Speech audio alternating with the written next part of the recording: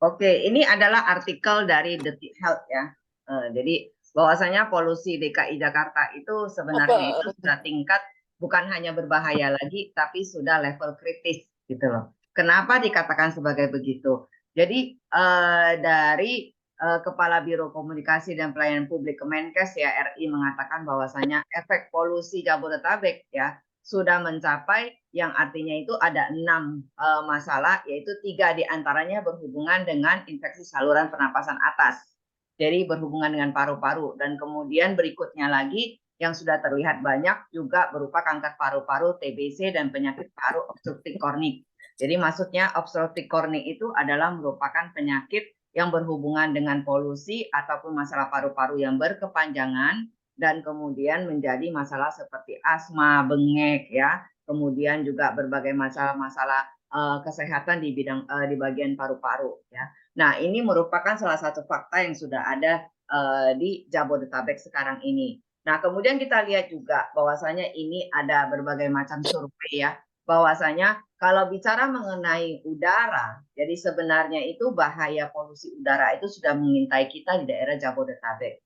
Cuman mungkin kita tidak merasa karena kita anggap mungkin itu adalah mendung gitu loh. Padahal sebenarnya itu bukan mendung, itu adalah kabut asap. Jadi saya punya member, dia itu sebenarnya itu tinggal di daerah Jakarta, tetapi dia itu punya orang tua di Bali. Jadi dia sebulan itu setiap bulan itu pasti dia bolak-balik Bali dengan Jakarta. Dia selalu mengatakan, waduh gila, begitu saya naik dari Bali itu clear, biru, bagus. Begitu nyampe Jakarta, itu kelihatan dari atas, itu nggak kelihatan apa-apa. Jadi itu bukan mendung sebenarnya, tapi itu kabut asap. Sampai segitu mengerikannya, dia bilang begitu ya. Jadi orang yang sering traveling itu bisa melihat perbedaannya. Sedangkan dampak polusi itu sendiri ya, bukan hanya kepada kita ya, orang dewasa. Sebenarnya anak-anak juga sangat rentan sekali. Makanya kenapa sebenarnya tema hari ini semua orang itu mesti hadir. Tapi saya rasa mungkin semua orang masih belum terlalu waspada ya mengenai bahaya polusi itu apa, karena ini merupakan yang mengancam nyawa itu bukan tidak segera gitu ya, tapi perlahan-lahan mengintai kita dan kemudian membuat paru-paru kita tergerus gitu. Nah, dampak polusi udara itu 44,6%-nya itu adalah batuk dan bersin. Dan biasanya kalau batuk dan bersin itu jatuhnya itu pasti menular. Dan kemudian berikutnya itu 44%-nya itu sakit kepala karena menghirup dari timbal ya. Kemudian juga logam-logam segala macam yang dari asap-asap yang berbahaya kemudian masuk ke dalam paru-paru kita menimbulkan sakit kepala. Kemudian juga iritasi mata. Nah, ini mulai banyak nih. Saya lihat cenderungnya ini sekarang banyak orang ke rumah sakit mata karena matanya itu kemudian ada butiran-butiran dan kemudian menjadi seperti daging tumbuh gitu loh.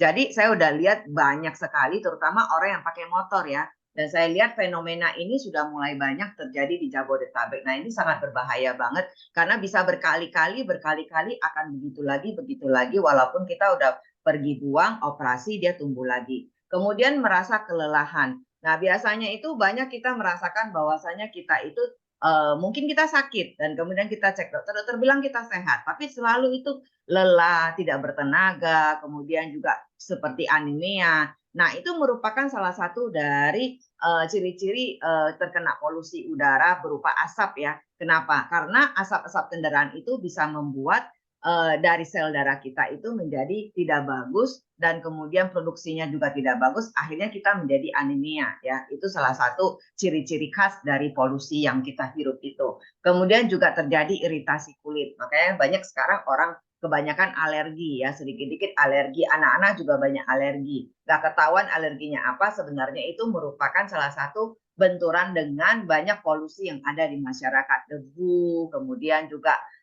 bahan-bahan kimia yang berterbangan di asap, kemudian kita hirup itu menimbulkan alergi, pernapasan, kulit dan sebagainya. Dan kemudian terakhir juga banyak orang yang sudah merasa asma. Jadi kalau orang kampung bilang itu bengek ya, nah itu banyak sekali gitu loh. Nah, itu semuanya itu adalah merupakan salah satu faktor yang mengurangi usia harapan hidup masyarakat Indonesia. Rata-rata seluruh Indonesia itu berkurang 2,5 tahun. Sedangkan warga Jabodetabek selamat kita itu usianya kurang dari 6,5 tahun. Kemudian warga Bandung itu sampai dengan 7 tahun. Jadi ini benar-benar hal yang sangat disayangkan ya. Memang karena sebenarnya itu kita berusaha bagaimana supaya kita hidup sehat, tetapi ternyata lingkungan kita itu bermasalah seperti begini, akhirnya kita juga terdampak ya. Nah, kemudian kita lihat di sini bagaimana partikel udara yang ada di sekitar kita. Pada saat sekarang ini ya, kalau dicek ya, polusi partikulat di udara itu karena sumbernya berbagai macam ya, ada pembakaran pembangkit listrik, sekarang itu masih tetap memakai batu bara. Kemudian juga bahan bakar kendaraan walaupun sudah dicanangkan mobil listrik sampai dikasih bebas pajak berapa persen, tetap aja tidak bisa mengurangi ya. Kemudian juga ada pembakaran sampah karena masyarakat masih dengan cara tradisional itu sampah di ini ya, dibakar, pembukaan lahan, kebakaran hutan, dan kemudian juga berbagai macam aktivitas manusia seperti pabrik dan sebagainya. Itu yang menyumbangkan partikel asap di Jabodetabek sekarang ini. Nah, kalau kita lihat jenis polutannya, yang paling berbahaya itu apa? Sebenarnya yang paling berbahaya itu yang paling kecil, yaitu PM2,5. Nah, ini bisa masuk sampai ke bagian pori-pori kita itu, dari paru-paru kita itu sampai yang paling kecil ya, alveolar paling kecil, sampai bisa menimbulkan kanker ya di dalam tubuh kita. Dan kemudian berikutnya itu adalah PM10. Nah, kita lihat itu PM25 aja menurut WHO itu cuman diperlukan itu, maksudnya maksimal itu ya, yang diperbolehkan itu hanya 5 per meter kubik. Tetapi Indonesia itu udah 3 kali lipatnya, 15. Jadi bisa dibayangkan betapa berbahayanya. Kemudian PM10 dari 15 ya, kita itu sekarang 40. Ya, kemudian gas ya, NO2, SO2 juga sama. Dari 10 naik 5 kali lipat jadi 50. Dari 40 seharusnya jadi 75 ya. Nah, sebenarnya itu partikel udara yang seperti partikel PM10 itu ya, dia bisa menyebabkan gangguan pernapasan ya, seperti sesak napas, kanker paru-paru, dan bahkan kematian. Dan lebih berbahaya lagi, yang lebih kecil lagi, yaitu 2,5 itu. Karena bisa menyusup sampai jauh ke area paru-paru manusia. Jadi kita sebenarnya tidak tahu ya, yang kita hirup itu sebenarnya setiap hari akumulasinya itu yang berbahaya. Jadi kalau umpamanya cuma sekali-sekali sih nggak masalah. Ini akumulasi tiap hari, tiap hari. Jadi bisa dibayangkan kalau umpamanya kita punya mesin penyedot debu, dan kemudian penyedot debunya itu selama bertahun-tahun kita tidak pernah bersihkan, bagaimana kotornya penyedot debu itu. Nah, kitalah itu penyedot debunya, seperti itu ya. Dan kemudian juga masalah dari gas itu juga merupakan masalah yang juga tidak membantu ya, kalau umpamanya itu besar banget selisihnya itu dengan yang dibenarkan oleh WHO,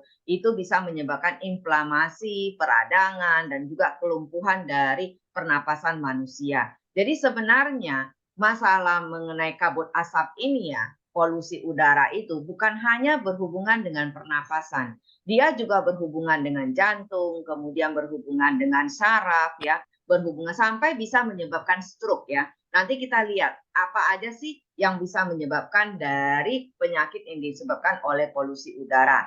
Nah, ini adalah survei yang dilakukan ya ke 625 responden di DKI Jakarta. Dilakukan survei selama 5 tahun terakhir ini, sebenarnya apa sih penyakit yang diderita oleh anggota keluarga Anda. Dan ternyata jawabannya itu 89,9% itu adalah batuk. Jadi sering terserang batuk. Kemudian 71%-nya itu adalah radang tenggorokan, asma 16,7%, jantung 5,9%, infeksi pernapasan atas bayi 5,4%, sampai stroke 0,2%.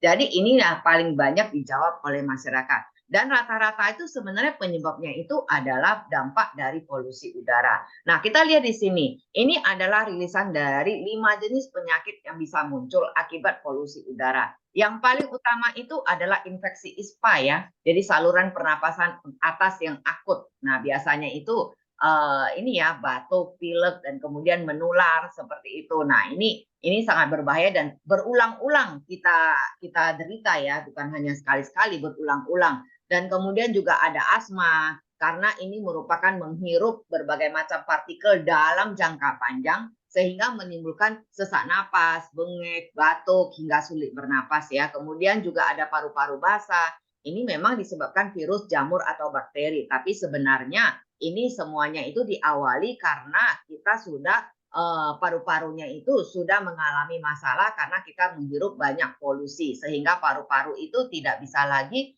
mempunyai ini ya, mempunyai proteksi ketika terserang virus ataupun bakteri. Sama juga dengan TBC, itu juga sama. Jadi TBC itu juga sangat berbahaya. Indonesia itu sangat rawan TBC ya. Sekarang makin banyak.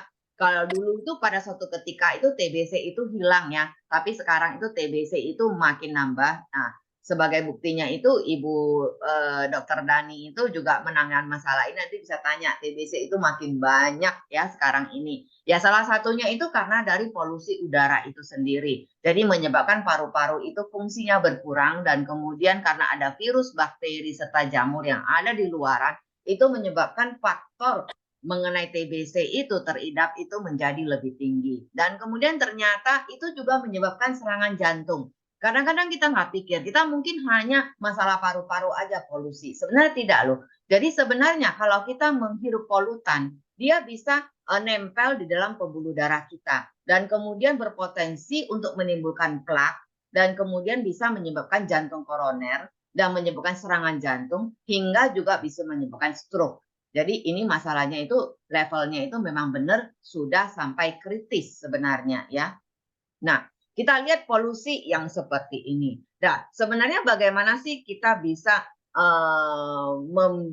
ini ya membuat diri kita itu walaupun sudah keadaan lingkungan kita seperti ini, bagaimana supaya kita bisa menjaga kesehatan kita? Apa yang kita lakukan? Vitamin apa yang kita mesti makan? Kemudian segala macam suplemen mana yang lebih baik yang kita konsumsi supaya untuk menjaga paru-paru kita supaya lebih baik dan kemudian sistem saraf dan jantung kita juga lebih baik. Nah, kalau kita lihat di sini ya, ini adalah dengan membentengi diri kita dengan mengkonsumsi makanan bernutrisi. Nah, saya mengutip dari Wei Kui Chang, ini adalah merupakan ahli nutrisi dari Tiongkok. Dia mengatakan bahwasanya nutrisi itu memegang peranan penting dalam untuk membuat tubuh kita itu merespon akibat paparan dari PM25 itu. Jadi nutrisi yang bagaimana sih yang diperlukan supaya kita bisa meredam dampak polusi udara. Nah, menurut dia yang pertama itu adalah vitamin C ya. Vitamin C itu adalah vitamin yang paling penting karena dia bisa mengurangi kerusakan genetik pada DNA kita. Jadi struktur DNA kita itu setiap orang itu sudah ada ya. Tetapi struktur DNA itu bukan merupakan suatu struktur yang tidak bisa diganggu-gugat. Begitu kita terkena polusi, begitu kita terkena paparan radiasi dan sebagainya, itu bisa merusak untaiannya. Sama dengan kita juga kalau terkena polusi. Begitu banyak kimia yang kita hirup, nah dia bisa merusak untaian dari DNA kita sehingga yang tadinya kita tidak sakit ya, kita menjadi sakit. Nah, dengan adanya asupan vitamin C ini, dia itu terbukti mampu untuk menurunkan kerusakan dari DNA yang disebabkan oleh polusi udara ya. Bahkan ilmuwan London juga mengeluarkan penelitian bahwasanya pasien asma atau pasien saluran pernapasan kronis ya, dengan diberikan kadar vitamin C yang tinggi tubuhnya, dia bisa mengatasi resiko masalah dari polusi udara. Jadi karena vitamin C itu merupakan antioksidan yang bisa melindungi tubuh dari radikal bebas yang memasuki paru-paru melalui polusi udara. Jadi kesimpulannya, kalau kita tinggal di daerah yang polusi tingkat tinggi seperti Jabodetabek, ya kita harus memperbanyak asupan vitamin C harian kita. Jadi asupan vitamin C harian kita itu yang diperlukan itu adalah maksimal itu sebesar 2000 mg ya. Jadi kalau umpamanya vitamin C atomi itu, atomic color food vitamin C itu totalnya itu adalah satu saset 550 mg. Kita bisa mengkonsumsi sampai 4 ya. Jadi itu tidak ada masalah. Mau sehari 3 kali 1 juga nggak ada masalah. Kenapa? Karena kelebihan daripada vitamin C itu akan dibuang melalui urin ya. Nah, kita juga bisa mengkonsumsi vitamin zinc itu juga sama. Ini untuk memperkuat dari daya tahan tubuh kita untuk melawan polusi udara. Dan atomic color vitamin C ini jangan kita merasa takut, aduh kalau saya minum vitamin C nanti saya sakit mah. Nah, makanya kenapa di sini saya memberikan informasi nutrisinya. Dia itu ada ascorbic acidnya 500 miligram, kemudian sodium ascorbatnya itu adalah 80 miligram. Ini maksudnya apa? Ini maksudnya adalah bahwasanya kandungan ini sudah dibuffer dengan sodium ascorbat, itu tidak menimbulkan sakit ma untuk orang yang mempunyai masalah sakit ma. Jadi yang khusus Indonesia ya, kalau yang lain saya nggak tahu ya, yang khusus Indonesia ini karena dia sudah di-buffer dengan sodium ascorbat, itu tidak akan ada masalah apapun bagi orang yang sakit ma. Jadi kalau masih parno, ya minumnya itu sesudah makan, jangan sebelum makan. Jadi kalau seperti saya makan sebelum makan juga nggak ada masalah karena kita tidak punya masalah sakit ma. Nah, kemudian yang kedua itu adalah vitamin B. Nah, vitamin B ini sebenarnya vitamin yang sangat penting ya untuk kita karena dia bisa melindungi saraf kita. Nah, salah satu masalah dari menghirup PM2,5 salah satunya itu adalah peningkatan detak jantung kita dan sarafnya juga jadi nggak benar ya karena masalah dari polutan yang kita hirup. Nah, supaya kita bisa memperbaiki saraf kita dan kemudian detak jantung kita, kita membutuhkan vitamin B6 dan B12 ya. Nah, makanya kenapa kita itu perlu vitamin B kompleks ya. Semuanya ada vitamin B kompleks, kita nggak usah bingung lagi pilih B6, B12 untuk membantu meregulasi sistem saraf kita dan juga berperan penting dalam pembentukan sel darah merah. Kalau kita banyak menghirup polutan, biasanya sel darah merah kita itu akan berkurang ya dan kemudian kita menjadi anemia. Memang itu salah satu merupakan ciri khas orang yang terlalu banyak menghirup polutan. Nah, dengan adanya vitamin B, dia juga bisa berperan penting dalam pembentukan sel darah merah kita. Nah, kita bisa mengambil dari makanan seperti telur, keju, susu, daging merah, dada ayam, semangka, tuna, salmon, itu kita bisa konsumsi. Tetapi berapa banyak yang bisa kita konsumsi, cukup atau tidak, ya kita nggak tahu ya, karena kita nggak bisa hitung berapa banyak sih vitamin B6 atau B12 dalam makanan yang kita makan tersebut. Nah, kalau vitamin B6 bisa didapat dari makanan, vitamin C itu tidak bisa loh. Jadi mau nggak mau vitamin C itu memang harus kita konsumsi dari suplemen. Karena vitamin C itu tidak bisa kita produksi sendiri dan kemudian juga vitamin C itu cepat rusak. Walaupun buah kita banyak makan, mungkin buahnya penyimpanannya udah lama, kemudian pemetikannya juga dalam keadaan tidak matang, kemudian dimatangi dengan dikarbit, nah itu mengurangkan vitamin C-nya. Nah, makanya kenapa vitamin C itu lebih bagus kita mengkonsumsi dalam bentuk suplemen. Karena ya setelah diteliti yang suplemen dengan yang benar-benar aktual daripada vitamin C itu hampir mirip ya. Nah, vitamin B ini kalau kita mau mengkonsumsi suplemen atomi itu adanya vitamin B kompleks ya. Nah, kalau kita lihat di sini itu vitamin B6 12-nya juga cukup tinggi dan kemudian juga ada vitamin B1, B2. Jadi kemudian juga ada niacin, biotin, folat, itu bagus sekali untuk kita. Jadi saya punya satu member ya, dia punya masalah saraf ya. Jadi masalahnya seperti suka kesemutan dan kemudian juga punya masalah ini ya, seperti pembentukan sel darah merahnya juga kurang bagus dan kemudian sistem sarafnya juga kurang bagus dan kemudian ke dokter, dokter bilang lebih bagus mengkonsumsi vitamin B. Nah, makanya kenapa dia mengkonsumsi vitamin B terus sampai hari ini dan saya rasa mempunyai respon yang sangat bagus. Kenapa? Karena dia tidak pernah itu kalau udah habis itu bingung gitu loh. Karena kan kita masih impor ya, Indonesia tidak ada vitamin B. Nah, akhirnya itu dia mesti menyetok vitamin B atomi ini dan bagi dia itu sangat berguna banget ya untuk membantu sistem sarafnya dia. Nah, vitamin D atomi itu kalau di Korea itu ada yang sebelah kiri ini yang ada tulisan Korea, tetapi kalau untuk yang internasional dia juga ada yang bentuknya itu yang seperti sebelah kanan saya ini adalah vitamin B kompleks yang bentuknya itu cuman daun-daun begitu ya, cuman ini ya yang ada foto daun-daun ini. Nah, kemudian yang ketiga itu adalah vitamin I. Nah, vitamin ini adalah vitamin yang larut dalam lemak. Nah, dia itu terbukti efektif dapat mengurangi kerusakan sel ya. Jadi sangat penting banget. Begitu kita terkena polutan, biasanya itu potensi kerusakan sel itu sangat tinggi banget. Makanya kenapa kita membutuhkan antioksidan yang sangat tinggi. Vitamin C antioksidan, vitamin I juga antioksidan. Vitamin I atau vitamin E itu bisa meningkatkan aktivitas enzim yang berperan penting dalam menetralisir efek berbahaya dari radikal bebas. Jadi dia hampir sama dengan vitamin C ya, karena sama-sama antioksidan. Dari polutan itu, sebenarnya polusi itu juga bagian dari radikal bebas, sama seperti dari sinar matahari ya. Nah, makanya kenapa kalau kita banyak mengkonsumsi vitamin E, vitamin C, biasanya kita lebih awet muda daripada orang yang lain. Karena radikal bebasnya itu tidak masuk ke dalam tubuh kita. Nah, antioksidan dalam vitamin E juga bisa membantu mengurangi stres ya, oksidatif dalam tubuh yang disebabkan oleh polusi udara. Makanya banyak kalau orang bilang, aduh seperti kadang-kadang pusing, sakit kepala, padahal nggak ada sakit, udah dicek semua oke. Ya organnya juga oke, tapi tetap aja masalah seperti hari-hari ini ada aja. Orang bisa stres, padahal itu adalah stres oksidatif. Nah biasanya itu kita harus banyak mengkonsumsi antioksidan untuk mengurangi masalah itu. Nah untuk itu kita bisa mengkonsumsi vitamin E ataupun vitamin C ya.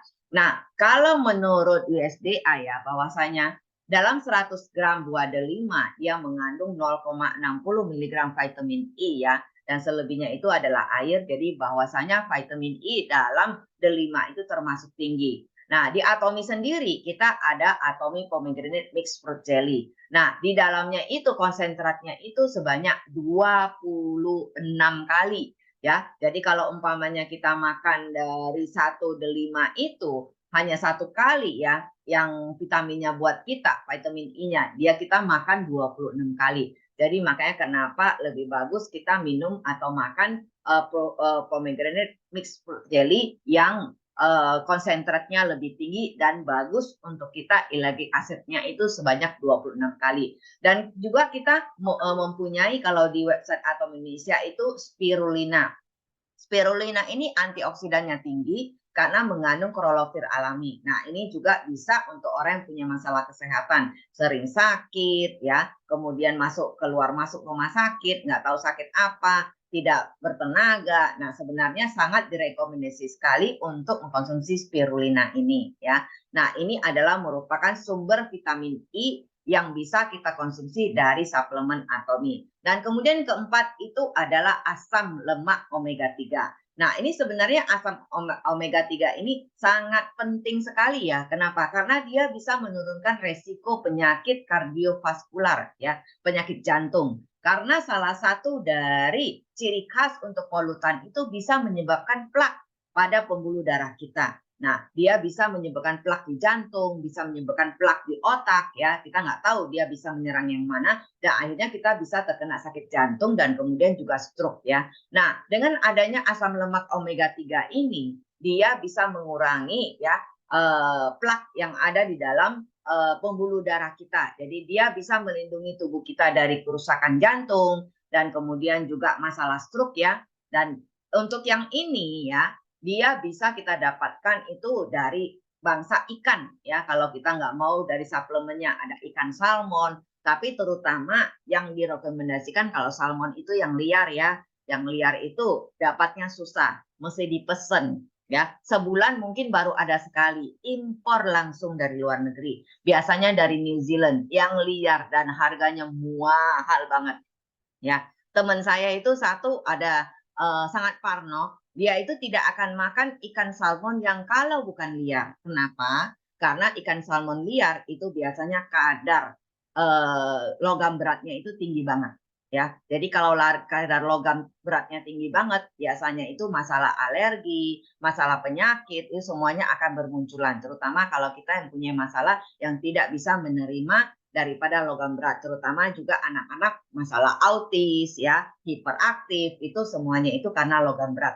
Makanya kenapa dia itu satu keluarga tidak pernah mengkonsumsi salmon yang dipelihara, harus salmon yang liar dan langsung diimpor dari New Zealand. Ya, karena dia tahu bahayanya ya. Kalau kita nggak tahu ya kita makan aja sebenarnya. Tapi saya sarankan jangan terlalu banyak ya. Kemudian sarden, makarel, tuna, minyak ikan ya. Nah, kalau di Atomy sendiri variannya itu banyak benar dan kita tidak usah takut dengan adanya terkontaminasi logam berat. Kenapa? Karena semuanya sudah dimurnikan.